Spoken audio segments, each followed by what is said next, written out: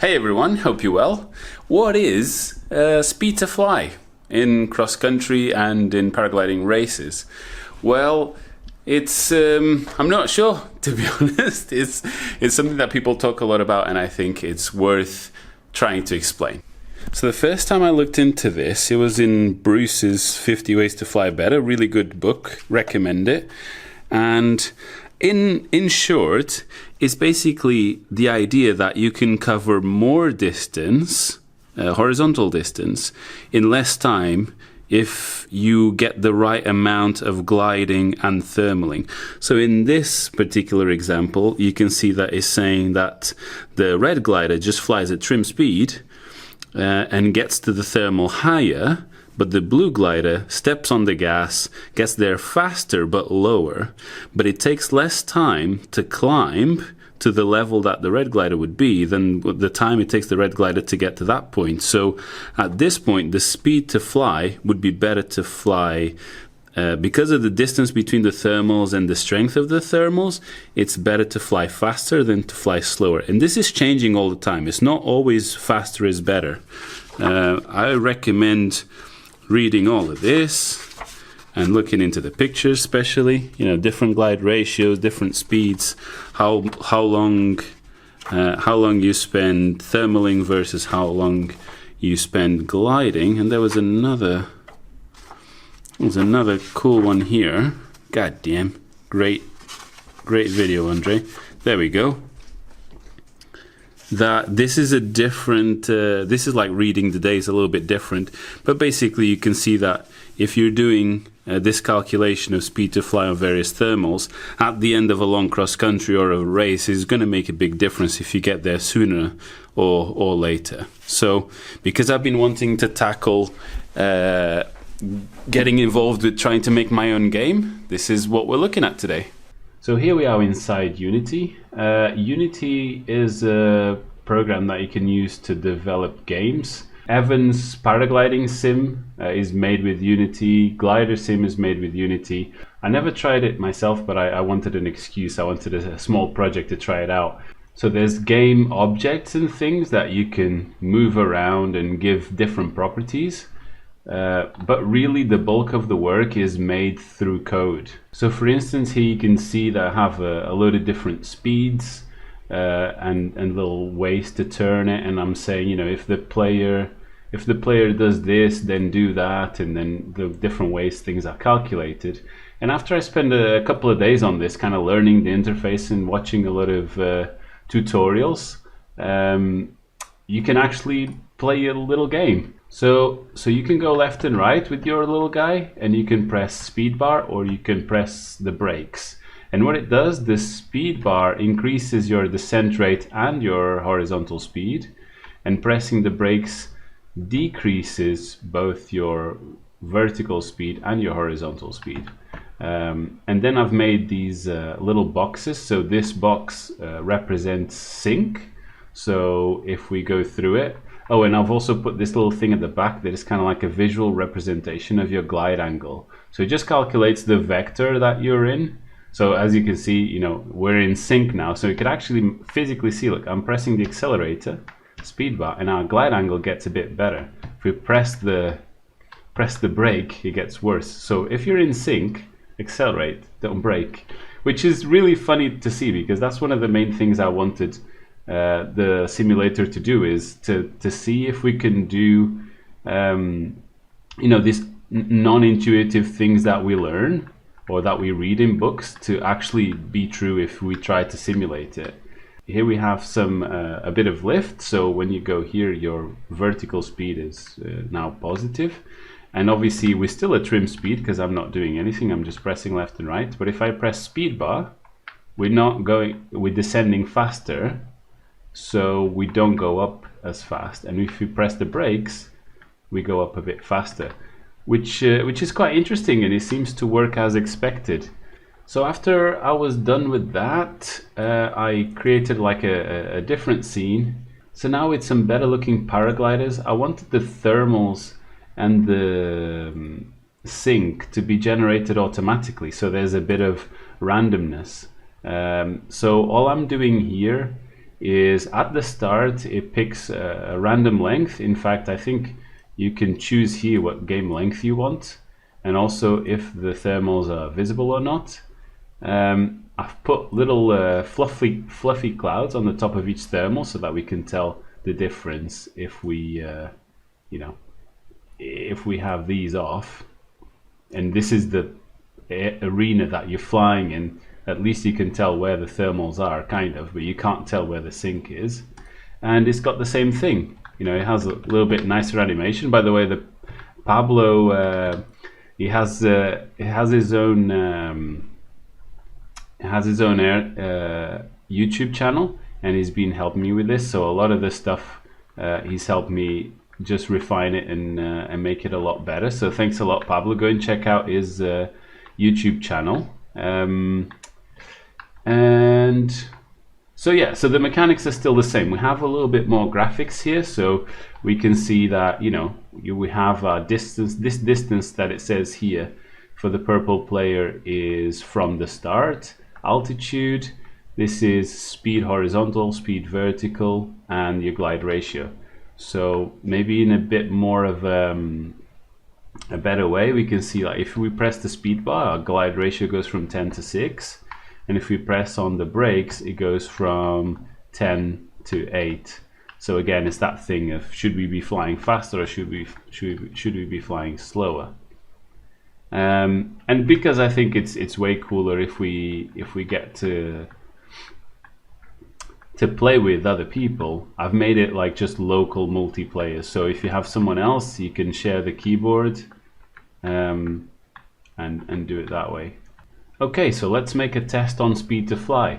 I will make the lime player a little bit more conservative and the purple player a little bit faster. So this guy is going to fly at trim speed and take the thermals all the way to the top, and this guy is going to fly faster, and I'll make my own judgment when to leave. And I haven't seen the course. I don't know if there's sink or lift or what there is. So in fact, every time we press restart, we can see that. So let's speed away. I'll do a running commentary here. So we already know we have a little thingy here. So on this part, it's the same for both.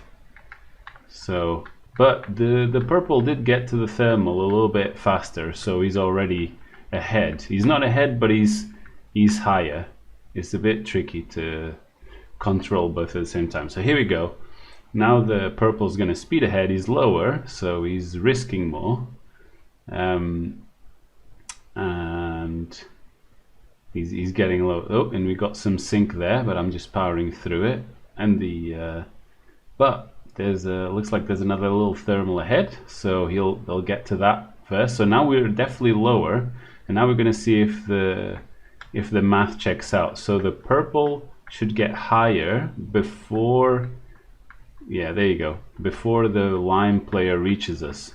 So now they're both in the same kind of horizontal distance, but the purple has more potential because he got there faster, and it doesn't take as long to climb as it does to yeah, it's really weird playing with two characters at the same time. So here you go. Now he powers off again. The other guy, the lime player, still going at sync.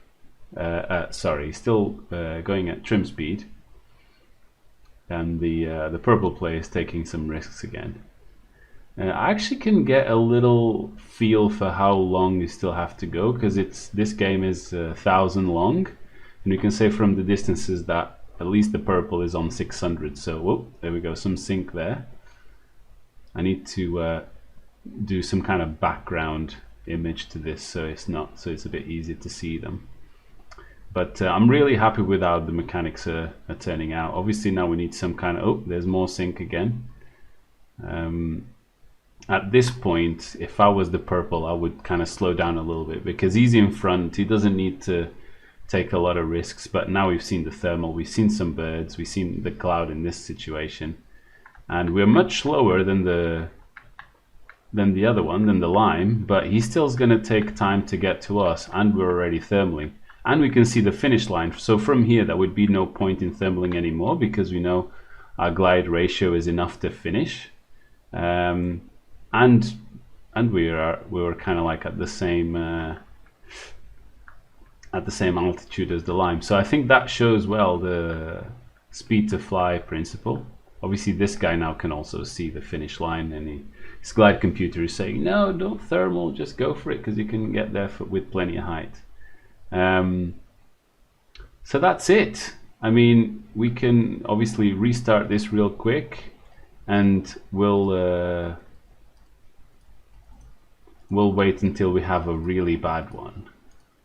I've made it so the camera turns so you can get a little glimpse of what is coming. But let's see if we can find a situation where the purple being more bullish wouldn't work. So they're both speeding towards the thermal, because they both know there's a thermal ahead, and they're both going on the brakes to climb faster.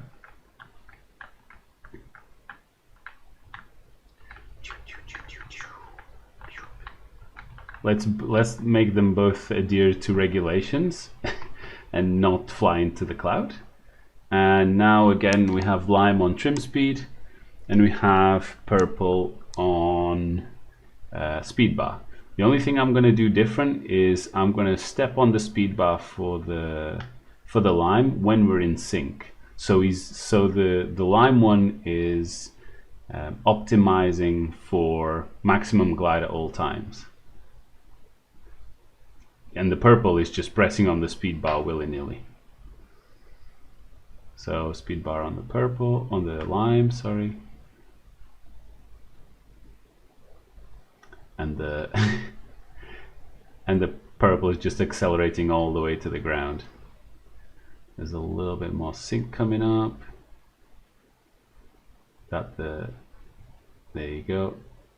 So at this point the purple has hit the ground and is traveling at a mere, even with speed bar, 10 kilometers an hour. So he's hiking and flying. Well, he's hiking.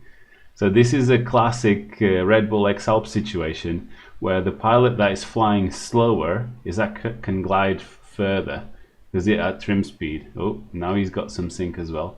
But it's really a lot better to be flying, even if it's slow, than it is to be walking on the ground. And now they've both hit the ground, so they're both screwed. But they can both press on the speed bar to go a little bit faster. So they're doing 10 kilometers an hour, and now the green has got much quicker to the next thermal, so you can actually fly again. And his conservative strategy really played out a lot better. This is a tiny thermal. I'll keep falling off of it. Played off a lot better. Oh, I was pressing the brakes, that's why. The accelerator. So this guy, obviously, and now you can see the next thermal, so you can go straight for it. And even though I'm accelerating on the purple, he's still going to take a long time to get there. So I made it so it's possible to recover from making the fatal mistake of landing, but it's not the end of the world, because it's kind of like the X-Alps. You can run a little bit, hike a little bit more, and get up in the air. So I think it should give some really interesting races. So that's it for the little game for now. I've put it on the website. The link will be in the description, but you'll be able to play it yourself. I'd love to hear what you think. But yeah, it's just it's embedded there. You can full screen it. There's some things that don't quite work as they should, especially on Max for some reason. It plays really fast, but and it doesn't work on mobile either. Sorry guys, I'm still a noob at this, but it feels like most of it kind of works, and I think you can make your own make your own little experiments of different scenarios and yeah, speed to fly. You can change the air visibility, and when you restart it, you can get a little bit of a glimpse onto, and you can make a really long game. You can have a little glimpse at what kind of game it's going to be. Like, is it going to be like thermal heavy? Is it going to be sync heavy? Do you have to be more conservative? Do you have to be more bullish and just step on the speed bar. And my plan is to make this multiplayer soon, so, online multiplayer that is, rather than local, so that we can all play together. And hopefully it's a simple little game, but there's enough little variables to make it really fun. So yeah, leave it in the description what you think. I want to say a huge thank you to everyone on Patreon and YouTube memberships for supporting projects like these. I want to say a big thank you to Pablo again for helping me with this. Go check out his channel and send him some love. And that's it for this one. I'll see you on the next one. Bye bye.